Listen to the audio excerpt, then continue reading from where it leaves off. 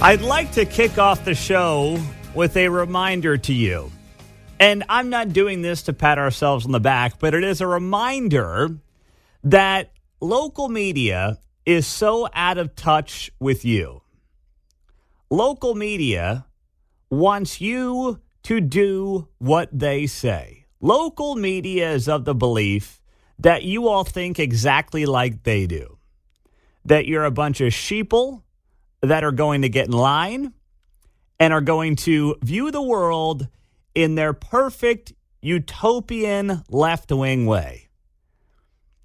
And Saturday was a prime example that you don't give a bleep. Happy Monday. It is great to be here starting off the week on KCMO 95.7 FM. Saturday afternoon, I was at the Chiefs preseason game against the Lions. I took my oldest daughter, Claire, and it was her first time being at the game, and she's still wondering why she can't go meet Patrick Mahomes after the game wraps up. That was a tough thing to explain to a 5-year-old.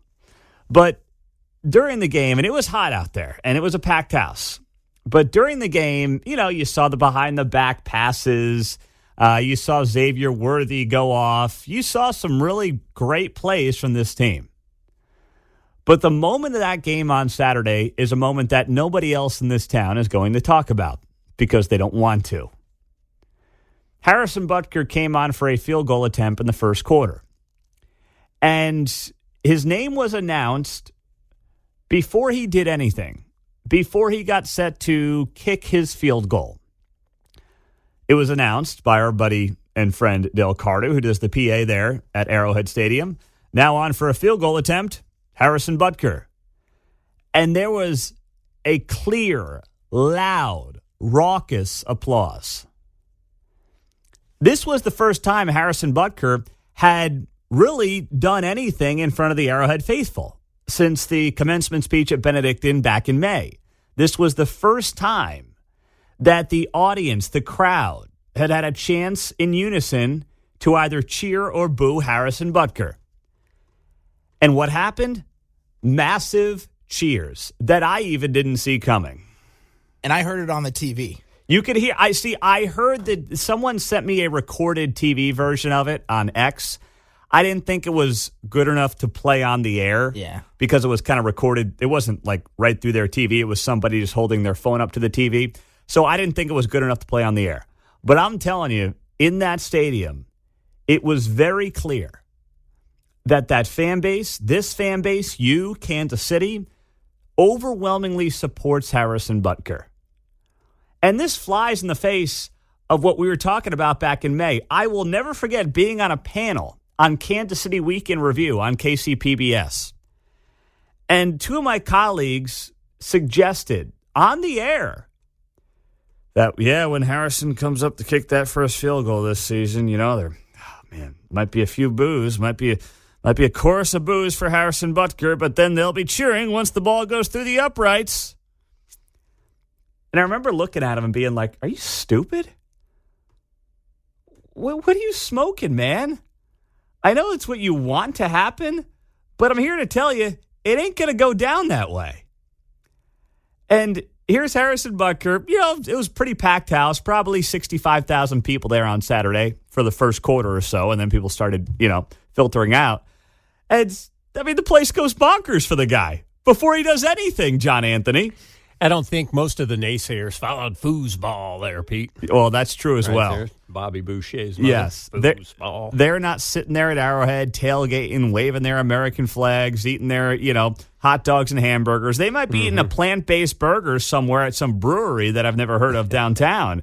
But they're not out there at Arrowhead Stadium. I think by and large, sports fans around America support Butker. Yeah, I would say so. Mm-hmm. And that was very evident on Saturday afternoon. And it's just a reminder that these people, so many in this town, don't have the pulse as to how you're feeling, as to what actually is going on, and to what your thoughts and reactions are. In part, it's because they are just incredibly biased in one direction. The other part is, they don't have the ability to interact with you like we do here on this show, on this platform. There's no other media outlet like it. I know some people want to insist that, radio's gone by the wayside. I'm here to tell you this show, and I saw some of the conversation on Tony's Kansas City. First off, this show and this station is doing better than it's ever done by a wide margin. And on top of that, you look at the platform at large, it is still very healthy and very successful. And that's because, in part, you can call us. You can react in real time. You can be here, talk to John, and we can get you on the air very quickly. There's not another media outlet that can do that effectively still, despite all the technology, all the different media platforms. Nobody can do it like live and local radio can. So I knew that's how it was going to go. But even I was a little caught off guard by just how loud the cheering was. And there was not a single boo. I didn't hear one person, one group, any part of the stadium like, boo, Harrison. Not a single person. And Harrison Butker put this up on social media. This was last night at 7 o'clock. It was 3 different pictures of him walking into the stadium and kicking field goals on Saturday against the Lions. And he put up a Winston Churchill quote. And the quote reads as follows. "You have enemies? ? Good. That means you've stood up for something sometime in your life." Harrison Butker put that up on social media on Saturday, or last night actually, after Saturday's game. This guy's not backing down. Now, it doesn't mean he should be out in the field, doing politics. Didn't like it with Kaepernick. Really think the politics should stay out of sports on the field. But that's not what Harrison Butker does. That's not what he's been about. He does his job on the field, but then in his spare time off the field, he will be the man of faith that he professes to be and that he clearly is. And that's not going to change. And thank goodness you, the Arrowhead faithful, as I was out there with Claire on Saturday, made it very clear to Harrison Butker, as I wore my Butker jersey, by the way, that you're supporting this guy. I came down to head out to the game with Claire, and I had on a Chiefs t-shirt, and she's like, where's your jersey, Dad? And I was like, it's 90 degrees. I didn't really want to wear the jersey. But she shamed me into it like any 5-year-old. Aren't you going to play, Dad? Yeah, exactly. Right, get your jersey. So I was like, fine, I'll put on the jersey. And as I'm sweating bullets walking in there, because we got stuck parking up in the north lot in the gravel area. And I got to give her credit, man. I got to give her a lot of credit. We were sitting in the southeast corner of the stadium. And we're parked on the northwest side of the stadium. And those little 5-year-old legs, to and from the car, walking around the whole stadium, never had to pick her up once and carry her. Didn't want me to pick her up the carrier. I said, hey, your leg's good? You go, oh, yeah, I'm fine. And tanked that whole bag of popcorn. I will add that as well. $10 later. But she tanked the whole thing of popcorn. So we had a great time, and it was awesome to see Harrison Butker get that first reaction from Kansas City. It was the first time he was introduced to 70,000 people in Kansas City, and it was nothing but cheers. 913-408-7957. That's the studio line. That is the text line here on KCMO Talk Radio, 95.7 FM. We are streaming on the KCMO Talk Radio app. Now, coming up, it's a big week, of course, in Chicago for the Democratic National Convention. And they are offering something that is mind-blowing to me. It has nothing to do with politics, but, it might result in Mark having to go up to Chicago. I'll explain what they're offering. It's something that's never been offered before at any event of this kind. And we'll tell you what that is next on KCMO. Got the Democratic National Convention going on starting today in Chicago. Our buddy Ray Stevens, who, of course, hosts our midday show on KCMO, he is up there for the week. We sent him back to his hometown, and we decided to basically make him be the guy who's on the front lines of the DNC. So Ray's going to give us a preview coming up at 9 o'clock this morning. If anything crazy happens, I know he'll text us first here on KCMO Talk Radio. But attendees are not just going to get a show where you get Biden tonight, Obama tomorrow, Timmy Walz on Wednesday, and then you've got Kamala, of course, on Thursday. But, they got some extra bells and whistles to go along with the whole deal. Attendees at the Democratic National Convention in Chicago will have the opportunity to get a vasectomy, a free vasectomy. Unbelievable. How about that? A free vasectomy this week at the DNC if you so choose. Now, I will say I'm surprised anyone attending the DNC still needs a neutering, but, I'll leave that for another day. You can get a free vasectomy this week at the DNC. And by the way, the appointments are filling up real fast. Sounds like the Olympics over there. Yeah.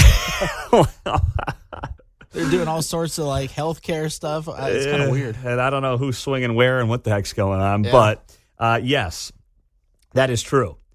Attendees are also having the opportunity, and this is more disgusting, to get a free abortion. Planned Parenthood Great Rivers, which serves most of Missouri, I will add, and parts of southern Illinois, is sending a mobile health center to Chicago's West Loop to offer reproductive services today and tomorrow.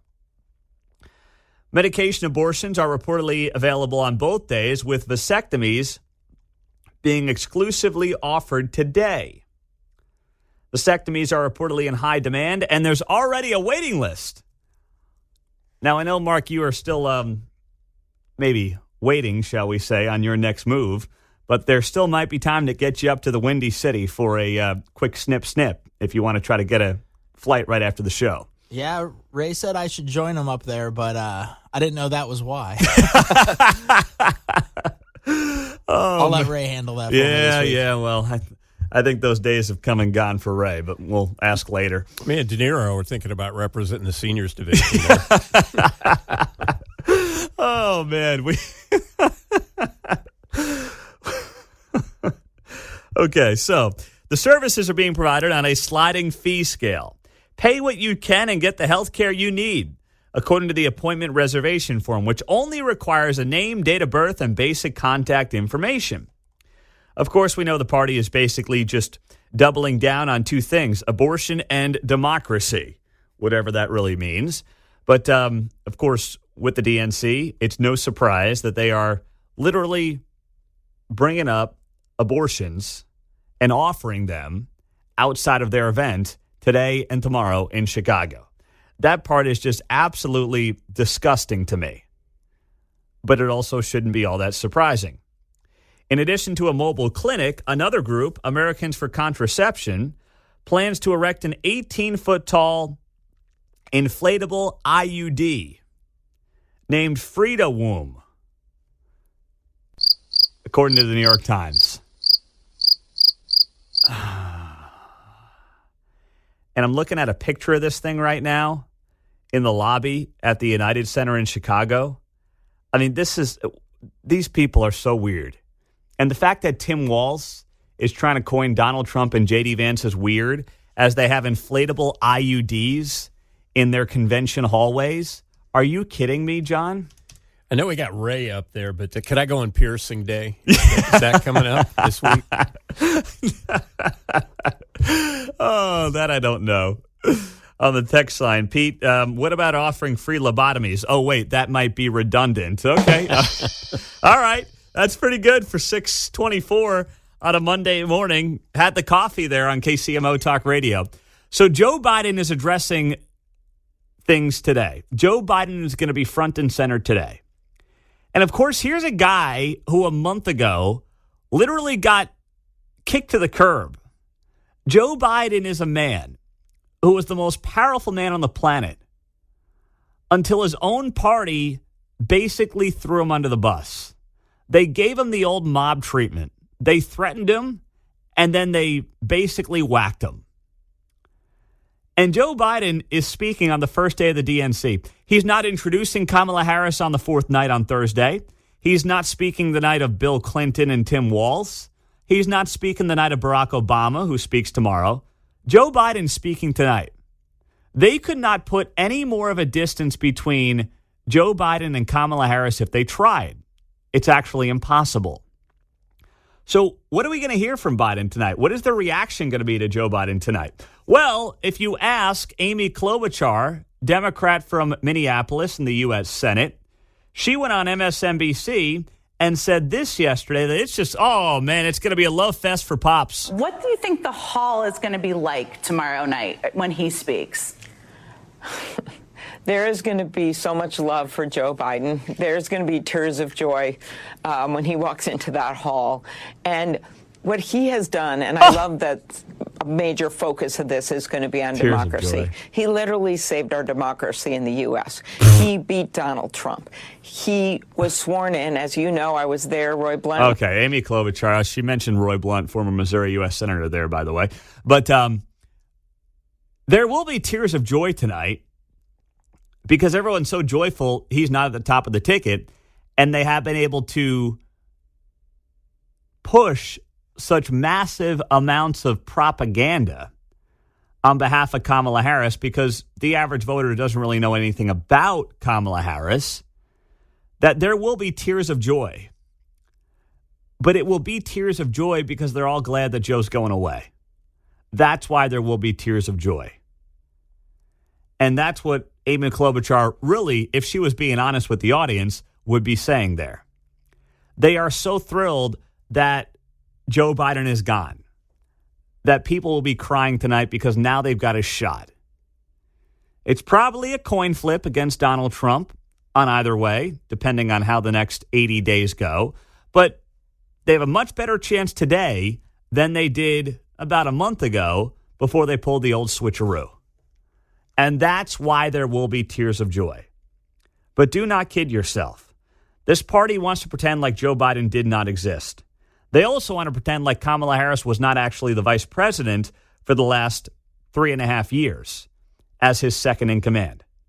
They're trying to completely whitewash the policies of Joe Biden and act like Kamala Harris had absolutely nothing to do with it. And anybody with a functioning brain knows that that's not the case.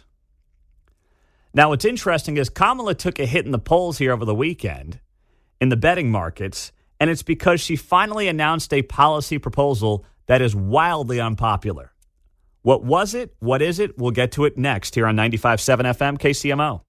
The first policy initiative that we get from Kamala Harris comes on a Friday before convention week in Raleigh, North Carolina. The old Friday news dump speech that hopefully people aren't paying a lot of attention to. It's August. It's still summertime. You're soaking up those last few weekends of summer. And, oh, by the way, we've got price controls coming from a major party candidate who wants to spend the next 4 years in the White House.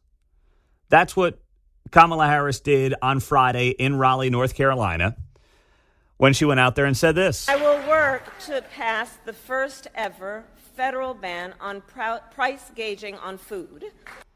Okay. Price gouging, by the way, I think is what she was going for there. But you get the point. We had a major party nominee who's got a serious chance of getting into the White House talk about price controls. I was stunned that she actually said as much. And by the way, there were a lot of people who might not see the world the way I do who also were like, yeah, that's not the answer. That's not the play. The Washington Post was critical of Kamala Harris. CNN had their own economists on who are critical of Kamala Harris and her price control idea. This is Catherine Rampel, CNN economist. She went on Friday night and said this. Particular way that this is written, which is likely to be the template for any proposal that Harris would eventually embrace, is especially bad in that it just bans excessive prices, grossly excessive profit margins, and says that the Federal Trade Commission can use any metric it deems appropriate to decide what that would mean. Which basically says, like, it's not going to be markets, it's not going to be supply and demand that's determining how much your grocery store charges you for milk or for eggs. It's going to be some bureaucrat in D.C., which seems like totally unworkable, first of all, for the FTC to be deciding, like, how much Kroger charges for eggs in Michigan. But it also would be very bad for markets. We've seen this kind of thing tried in lots of other countries before: Venezuela, Argentina, the Soviet Union, et cetera. It leads to shortages. It leads to black markets. plenty of uncertainty. And beyond that, the specific way this bill is written might actually increase prices. Because that's how it always goes when the government gets more involved. That's Catherine Rampell, CNN economist, on Friday night after Kamala Harris floated the idea of the first ever federal ban on price gouging on food and groceries, including, by the way, new authority for the Federal Trade Commission and state attorneys general to punish companies for charging too much. The Wall Street Journal writes about this over the weekend, saying this sounds like legislation introduced by Senator Elizabeth Warren of Massachusetts. The fake native. That would ban grossly excessive prices as determined by the Federal Trade Commission. Business violations would carry a penalty for up to 5% of annual revenue. This would let the Federal Trade Commission set prices. But what is excessive? They write here. Is $4 too much for a gallon of milk in Omaha? Is it different from prices in Miami? Federal Trade Commission Chair Lena Khan and her army of bureaucrats would presumably decide.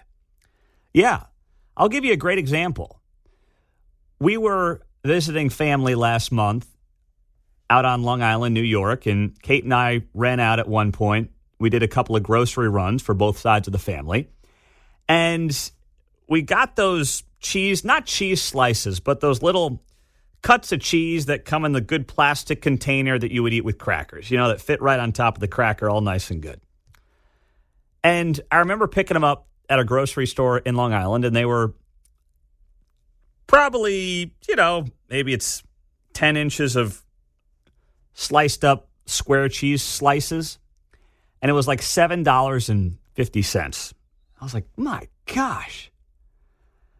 And then last week, Kate was in the area Aldi, and she found the same thing for like $2.75.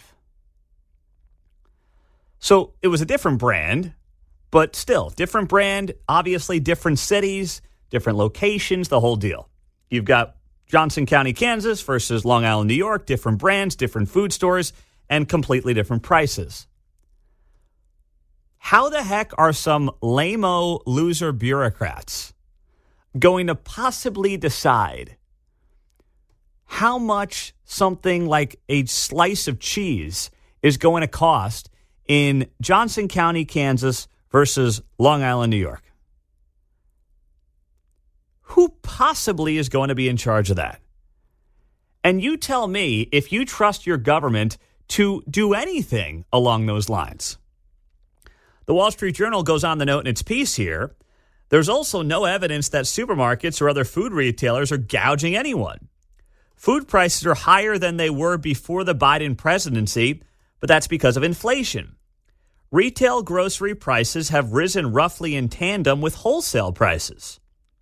Supermarkets also have narrow margins on sales, roughly 2%, compared to 8% on average for other businesses. Fixing prices is a recipe for shortages, as controls would discourage grocery suppliers. Voila, empty store shelves. Price controls have led to shortages everywhere they've been tried. And that's exactly right. Price controls have never worked. Price controls will never work. But when you want to see Big Daddy government control every aspect of your life from some centralized location in Washington, D.C., this is what you get. 913-408-7957. As, by the way, Kamala's odds in the betting markets came down a couple of points over the weekend. And that's the first time it's happened since she's been announced. And it's because she actually put out a policy idea, and it's a horrible idea. Go figure. Talk about a bombshell. 913-408-7957. And if you're Donald Trump, you have got to capitalize on this and capitalize on it quickly and immediately. And I will give his team credit, by the way. They did have some fun with this over the weekend. Take a listen. A loaf of bread costs 50% more today than it did before the pandemic. Ground beef is up almost 50%. I'm Donald Trump, and I approve this message. Oh, that's brilliant. Just play Kamala Harris talking about prices going up and then just have Trump come on there and saying, I'm Donald Trump and I approve this message. Exactly. That's Bingo. it. That's it. Less Trump, more Kamala. That gets Trump elected. That's all he needs to do. Oh, man. Paul, you're on KCMO. What's up, buddy? Hey, Pete, just remember 3 years ago, Comrade Harris, there was no baby formula on the shelves. If she ever gets in office on January 20th, it'll make that look like child's play. But I was telling John, I'm a boomer. I remember in 1977 pumping gas at Zarda Dairy down in Grandview, South Kansas City. We had lines going all the way down the access road. And me and my buddy had two signs the manager gave us to post no gas when the tanks ran dry. So we've been through this before, and it is a disaster. Yep. It's never worked historically anywhere in the world, and you're right about that, Paul. Mike in Kansas City, go ahead. You're on KCMO. Yeah, outside every McDonald's, fast food place, any place that there are fast food places where working class people do, they should show the price of a meal in 2020 compared to now. Yesterday, I went over and got my kids 2 10-piece chicken nuggets at McDonald's and a plain hamburger for myself, $25. In 2020, I could get that same meal for probably about $7-8. About $10. Yeah, it's. Yeah, I mean, this needs to be put in, and it needs to be quantitative, and it needs to be in front of the low information voter and then the independents. They got to not forget it and actually show actual things. Buy up those billboards outside of McDonald's. I like that idea, actually, Mike. That's pretty good outside the box thinking. And it's probably pretty cheap. And heck, there is a McDonald's. It's cliche, but on every corner. So you could really, you go to the McDonald's in all your swing states and you put up a side-by-side of prices at your McDonald's in 2020 versus today. It's a heck of a way to do it, Mike. 913-408-7957 is 644 on a Monday. Big week, of course, for monitoring everything happening at the DNC. And we'll do it here on 95.7 FM, KCMO. I will work to pass the first ever federal ban on price gauging on food. Price gauging, price gouging, what's the difference? Tomato, we're just all sitting here supposedly set to embrace communism and embrace price controls from your big daddy bureaucratic government in Washington, D.C., John. Price gauge, price gouge, tomato, potato. We know how the song goes. Let's call the whole thing off. Let's do that. There you go. That's what we need to come around to. Let's call the whole damn thing off. Oh, my goodness. First time you get some kind of concrete policy idea, and it's literally something out of Moscow or Venezuela. Hello, Sherry in Overland Park. What's going on? You're on KCMO. Hey, I think partly prices might be up. Just a thought here, because the retail value of loss to theft was in the billions. So maybe that's part of the price gauging problem we got here. Is all the places that allow you to steal $1,000 or less before the prosecutors will even do anything to you. That could have part of the problem solved. And by the way, vasectomies, probably half of those are redundant as well. Thank you, Sherry. Have a great day. Yes, they are giving away free vasectomies at the Democratic National Convention this week, by the way. So only today, though. So if you want to get your free vasectomy, courtesy of the DNC, you got to either get in the car right now and start driving to Chicago, which I think is, a 7.5, 8-hour drive. So you could be there for maybe a 3 o'clock appointment if you really want to get your free vasectomy. Or you could try to get a flight. Maybe Southwest has some last-minute flights for you today as well if you want to do it that way. Just throwing it out there, trying to help out, that's all. But, you look at these ideas that are being floated out there, and we'll see how much of this we get this week from Kamala Harris and the Democrats at the DNC. I don't think there's going to be a lot of policy outside of, saying abortion and democracy and abortion. I think that's probably the extent of it because the policies themselves are not popular. I mean, she had a chance to talk about economic policy, and what did she do? Price controls, and by the way, $25,000 in down payments for home buyers who qualify. That's Kamala Harris's answer to fixing the housing crisis. And, I had to call out this person last night on social media, Mark Cuban. You may know him, billionaire, owner of the Dallas or former owner of the Dallas Mavericks. I think he sold part of it. Shark Tank, the whole deal. I used to think that, and I still do have respect for his business acumen. I mean, the guy's a billionaire after all. But he's just kind of a dope. He puts this up last night proposing why Kamala Harris's $25,000 down payment idea is a good idea. And he writes here, let's consider the market impact of a $25,000 down payment credit. The easiest way to do that is to look at the amount saved per month when the credit is used. So he has this picture of this mortgage calculator, and he goes on to note that, you would save about $176 a month with an extra $25,000 down for your down payment. He says, with this number, we know that if the homeowner raised the price by $25,000, buyers would lose the benefit of the credit. But the seller doesn't know the buyer has the credit as an option. So it's unlikely they'll attempt to adjust the price. And then he says, what does everybody think? Mark, you're missing the point. It doesn't matter at all if the seller of the home knows that a buyer may have access to an extra $25,000 from the government for a down payment. That doesn't matter. It's irrelevant to the story. It's irrelevant to the issue. What you're doing by giving people access to a free $25,000 for a home purchase, which is one of Kamala Harris's other brilliant ideas, is that the market's going to react accordingly. If millions of buyers fall into $25,000 that they can use to buy a house, what happens? Demand, especially on the lower end, will just skyrocket, which means naturally the sellers will be able to increase their prices and what they can try to get for their homes, because amazingly, all these buyers are going to be sitting on an extra $25,000 in cash. It's the opposite of what the situation calls for. The market is going to react accordingly by feeding more demand with, by the way, increased deficit spending courtesy of the federal government.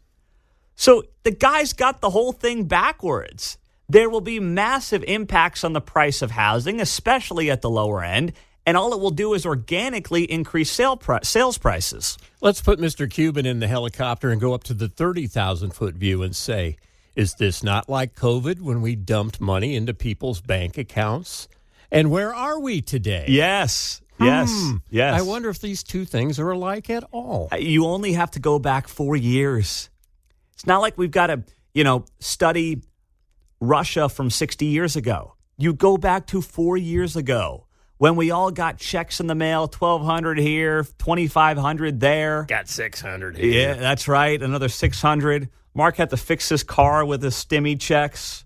Remember that 4 years ago, Mark? He got all the money from Papa Don, and, then he had to go fix his vehicle. So, everyone was getting flush with cash. And what was the end result of that? Prices went up across the board. This $25,000 down payment idea is the opposite of what the situation calls for. We have a supply problem of homes. There are more people who want homes. There's a higher demand than there is a supply right now. And there's a lot of reasons for that. Interest rates are high, so sellers don't really want to leave their homes. They're in these golden handcuffs of 30-year mortgages under 3%. You've also got, just years and years and years of home builders not really wanting to build homes. You have local municipalities more interested in letting developers build multifamily units and apartment complexes than you do building single-family homes. They're being incentivized to build things that people actually don't want. Once again, the government is making the choice here at the local level, like in Johnson County and Jackson County and Clay County, and just basically forcing people into condos. All these things are creating this environment. And Mark Cuban, who obviously has had a tremendous amount of success, is, I guess, not smart enough to figure out what is actually happening here. Interesting question on the text line. Pete, how do these books get into these schools to begin with? You wouldn't have to have parents like Carrie Schmidt doing this at school board meetings if the schools had done their jobs to begin with. Well, listen, do I think a school board is going to monitor every single book that goes on a bookshelf? I don't think that's realistic. I don't. Like, what are you going to have? 6 people look at every book that's ever gone on a bookshelf in the history of a school district and be like, oh, man, nope, yes, no, yes, no, yes, no. That's not realistic. But if you have a concerned parent, bring a list of books and have excerpts in the books to your attention, lambasting that person, unless there's something personal that we don't know about. And from listening to that conversation with Carrie Schmidt, that's not obvious. Just say, hey, you know what? Yeah, that probably shouldn't be on there for an elementary school or a middle school, whatever, and we'll take it off. Like, I'm okay with parents being overly vigilant in this current climate because guess what? We learned, unfortunately, the hard way during COVID that a lot of what may be happening behind closed doors or a lot of what may be happening in some districts, not all, not every classroom, maybe not even most, but in too many, was not upholding the values of what people thought they were getting when they were sending their kids to schools. That's just a reality. And guess what? In the end, the schools are there to work on behalf of the parents. I mean, think about it. And this is coming from someone in myself who just sent my oldest off to kindergarten last week for the first time. So it's obviously, an emotional time from that perspective. You obviously hope and pray that things go well for your child, for the school and everything else. But the reality is that child is now spending just as much of their waking time with them as they are with you. And if being overly vigilant is something that is going to offend a school district or offend some lackey school board member, well, sorry, not sorry, I'm offending you. Okay? You're getting our money, our tax dollars, and we're going to make sure that the values are being upheld, John, and that's part of the job of parents in these situations. Perhaps we'd have a difference in the number of books that might be coming into the library, but I don't think it's unreasonable to have the librarian be responsible for what comes in. Yeah. I don't think they get 20 books a day. No. Right. Where are they going to put them? So to that point, like what we do, we're tuned into what we do. I would think a librarian might be in on the inside buzz of what's going on. You know, right? So to some extent, some of this is intentional. I think some of it is. I think not all of it is, but some of it is. Independence, Carl, you're on KCMO. What's happening, fella?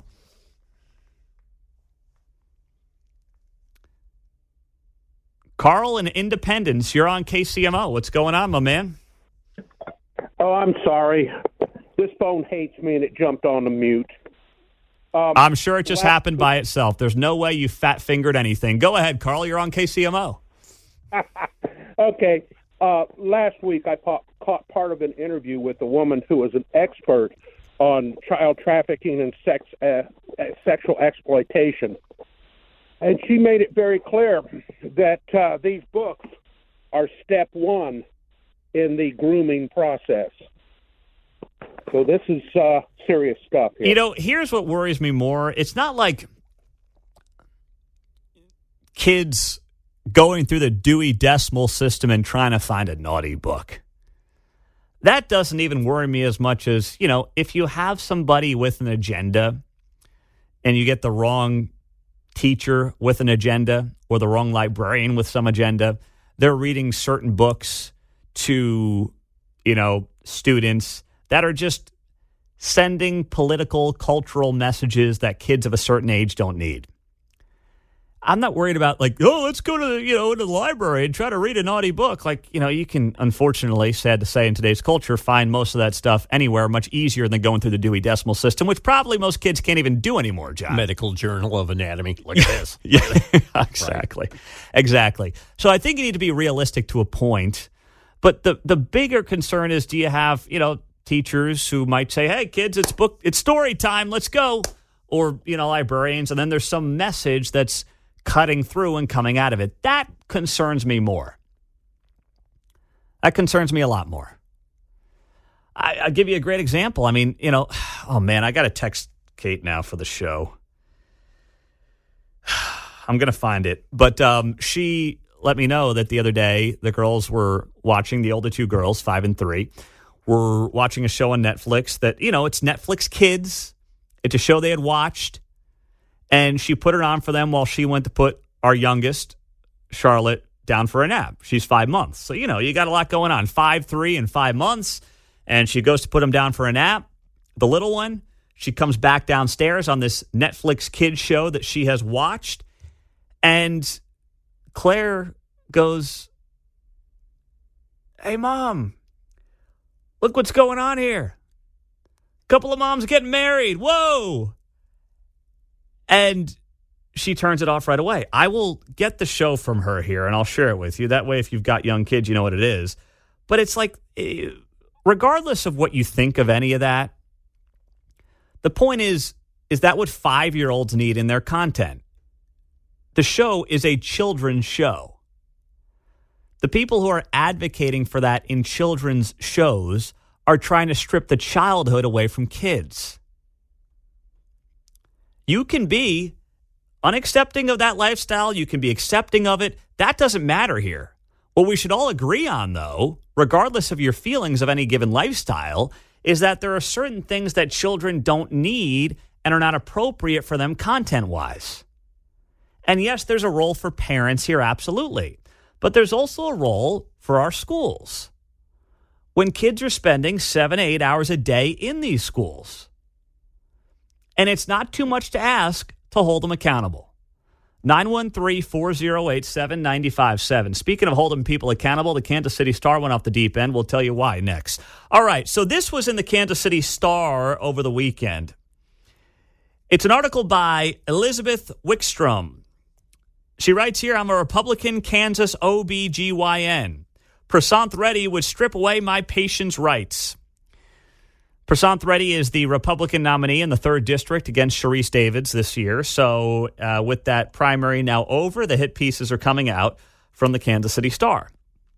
Now, Elizabeth Wickstrom of Prairie Village, has every right to write this piece, but she at least needs to be honest about who she is. Elizabeth Wickstrom is as much of a Republican as I am a woman. She's not one. I have it on good authority that she has donated to Joe Biden. She has donated to Barbara Bollier. Remember her? Remember Barb? Ran against Roger Marshall in that U.S. Senate race. I think she dropped like $15 million on that race to lose by double digits. To the Kansas Democrat Committee, which would have helped Sharice Davids as well. So you always get this Kansas City Star, I'm a registered Republican and I can't stand the Republican. Gosh, so which ones can you stand, by the way? Because Prasanth Reddy is pretty much made for a district like Johnson County and the 3rd District, where you have a high net worth, you have highly educated voting base. The guy is a doctor after all. He's an immigrant. He has served this nation. He enlisted post-September 11th. Doesn't get more Americana than the immigrant who enlists after September 11th, does it? And a guy who also is a doctor. So, if you're putting together a 3rd District Republican for Kansas, for Johnson County, it's Prasanth Reddy. And it's a guy who, by the way, I have never heard talk about abortion. I have never heard him, discuss or make the abortion issue anything because, frankly, it's not a federal issue anymore, whether you like it or not. If Donald Trump's in the White House, Donald Trump has said he's not going to make it a federal issue. He says it's now a state issue. So to fearmonger on abortion around this 3rd District race is wildly desperate. It's also very transparent because there's really no other reason to even consider somebody like Sharice Davids for another term, considering she's been a rubber stamp for Joe Biden and Kamala Harris the last 3.5 years. But when this is, all you've got, well, you got to keep rolling with it.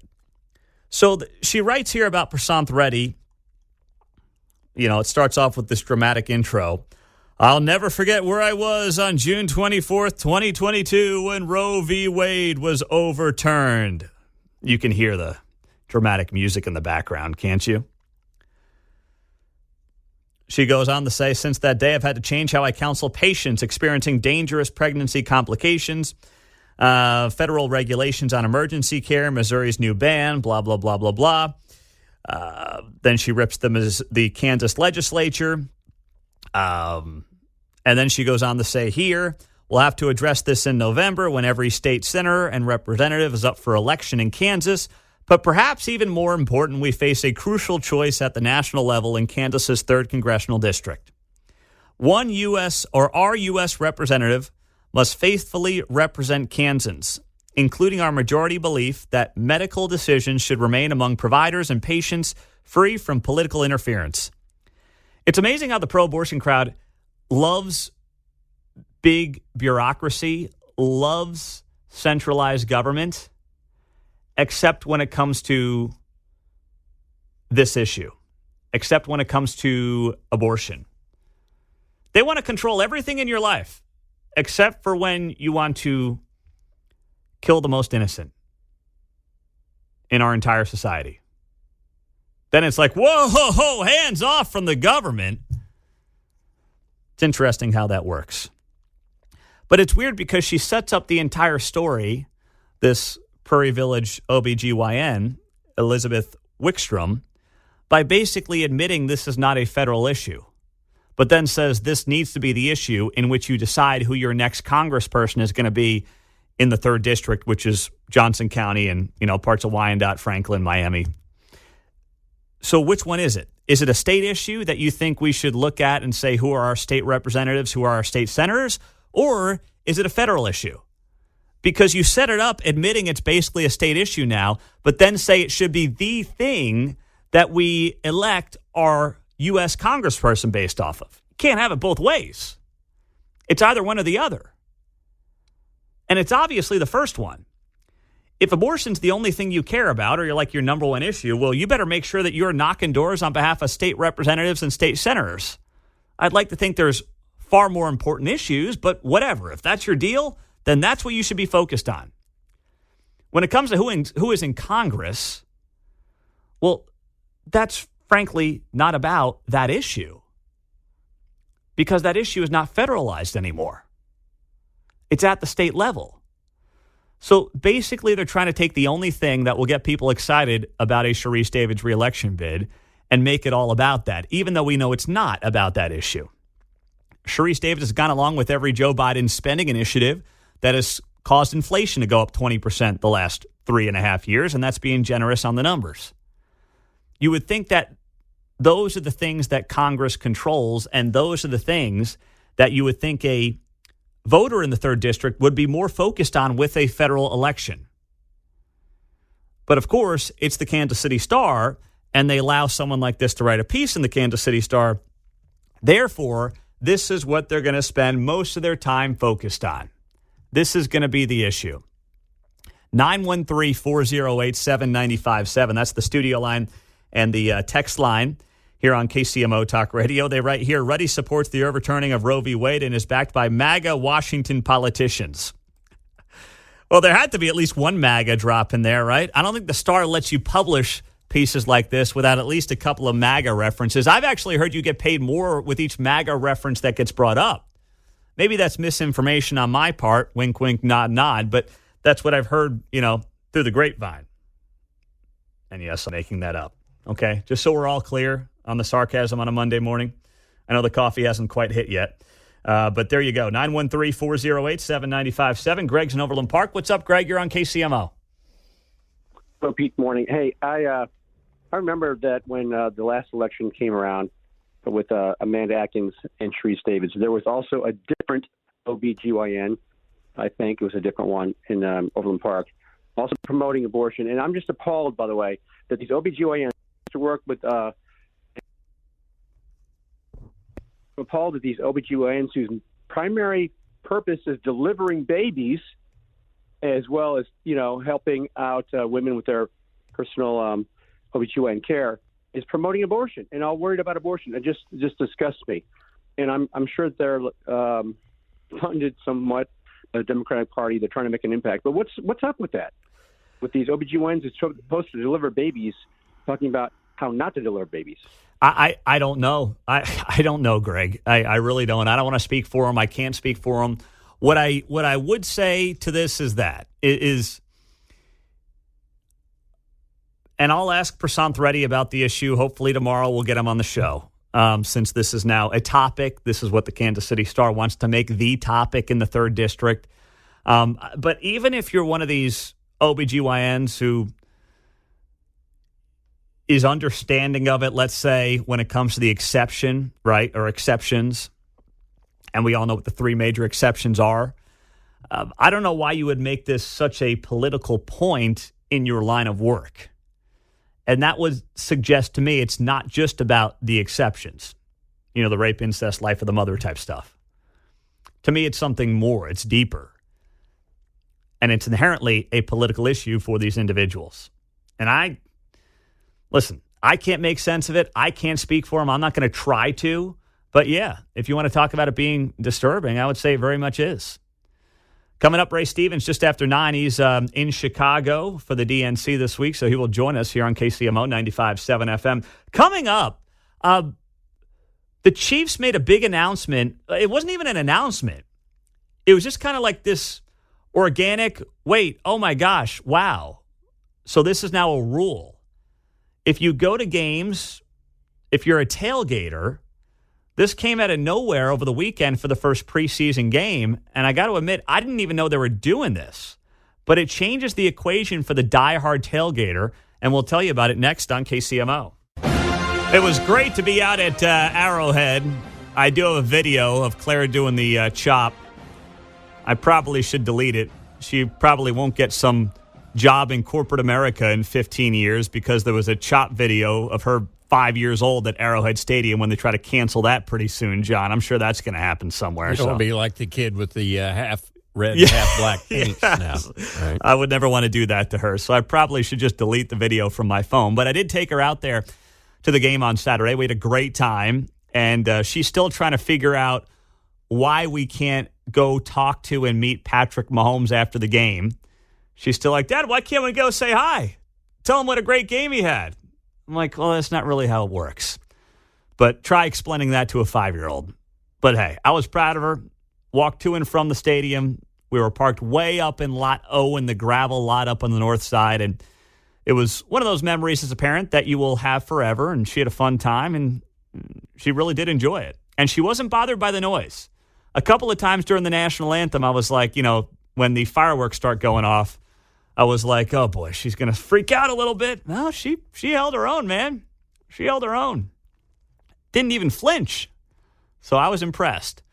But there's also a new rule. If you are an early tailgater, and one of the reasons I got stuck up in Lot O is because, we showed up at 2:20 for a 3 o'clock game. But it's 90 degrees, and I'm not putting a 5-year-old through much more than that. We left well before halftime, by the way. So early morning tailgaters at Arrowhead, if you're one of them, you found out about some new rules over the weekend for the first game of the year. No longer are you going to be able to allow people to basically not sneak in, but walk into the parking lot and set up your tailgate spot. A lot of folks obviously will get in line in their vehicles, but then some people will go ahead and have somebody get out of the vehicle and go set up the tailgate spot and have their parking spot picked out. So then when the cars are allowed to come in, they will drive to individuals knowing full well they have the spot basically blocked off with their cones or their tents, and they'll park in that said spot. Well, that apparently is no longer allowed to take place.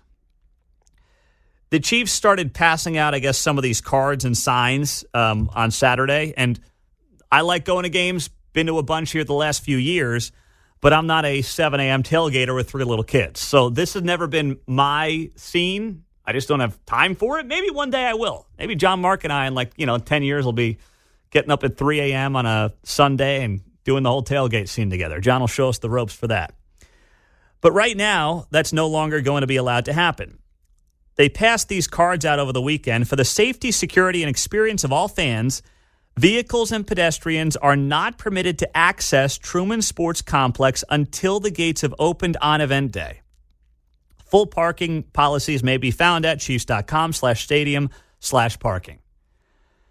Now, only the diehards are going to know about this because John, Mark, and I were talking, and none of us really knew this was a thing that people were doing, where they would get in line sometimes the night before, and then individuals would go set up cones or set up tents in their preferred spots, so that way those spots were already blocked off. But apparently what was happening in part is that when the gates would open up with the vehicles, you'd have people running, you'd have cars driving, and it would create a whole mess of a situation. And I'm totally fine with what the Chiefs are doing here because that is a safety disaster, is what it sounds like to me. Where you have individuals running, walking through parking lots while people are flying their cars through parking lots trying to get their perfect lucky tailgate spot. I mean, that's a recipe for disaster, is it not? That does not sound like something that is in the best interest of fans. And while I haven't experienced that, very early morning tailgating scene, I can't imagine that's something that would go over well. And we've already had issues, by the way, with fans getting out of games. We had a fan, 2 years ago or 3 years ago, hit walking out to their vehicle, not in the main parking lot, but, if you park off-site, you got people trying to cross Raytown Road and stuff like that. That's just incredibly dangerous. So they're trying to get some of that under control, and this, to me, is not something that bothers me at all, John. I went to France, and they drive on the right side of the road, and we had a rental car, and I was like, I'm not driving in Paris, right? Yeah. But then when I was kind of walking through Paris, I thought, this is like leaving a Chiefs game, right? Everybody's bumper to bumper. And it's like, I could probably do this, actually. It's bringing you back to your heyday. That's exactly it's right. Like leaving an Arrowhead. Yeah. So I'm looking at this and I'm saying this is probably the safest situation for everybody involved. And here's the other thing, by the way, and this doesn't get talked enough about. Something else that would happen here is that if you were somebody who was not at the front of the line with your vehicle before the gates open, you could have somebody, if you were several cars back, walk in and pick your preferred spot. So basically, it didn't encourage you to necessarily be at the front of the line because you could send somebody in through the gates, which once again, I didn't realize that was actually happening. So this is actually, to me, the right thing for the team to do and the safe thing for the team to do because it was only a matter of time before somebody got seriously injured or, God forbid, worse in, Arrowhead's parking lot fighting over a tailgate spot. Oh, man, this is my lucky spot. No, this is, could you imagine that, John? Especially some of these folks, and I love a good party, but when you're tailgating the pre-tailgate, it's anybody's guess how that thing ends up going. I'd been unaware of the policy, so it probably started with a trickle. We let that guy get in. Hey, let him go, And then now we've gotten to the point where too many people are doing it to create a traffic problem, I would say. Yes. Is the situation here because I don't think it's like something they took away. Mm-hmm. It's something they kind of let go and slide, and now they have to do something. Yes, exactly right. Or they think they have to do something. And they probably should do something to protect their own butts. Real quick, the TV show on Netflix I was mentioning that Kate had on for the girls when she was putting Charlotte down for a nap and she came down and there were, two moms getting married on a show geared towards little kids. Princess Power on Netflix. It's a Netflix kids show. So just if you think you're in the kids programming, it's safe, try again, okay? That's why we're watching the old school cartoons in our house. Suddenly, Bugs Bunny and, doesn't seem so bad now, does it? Princess Power. That's the show to avoid. Unless, of course, you want that for your kindergartners, which I guess is up to you as a parent.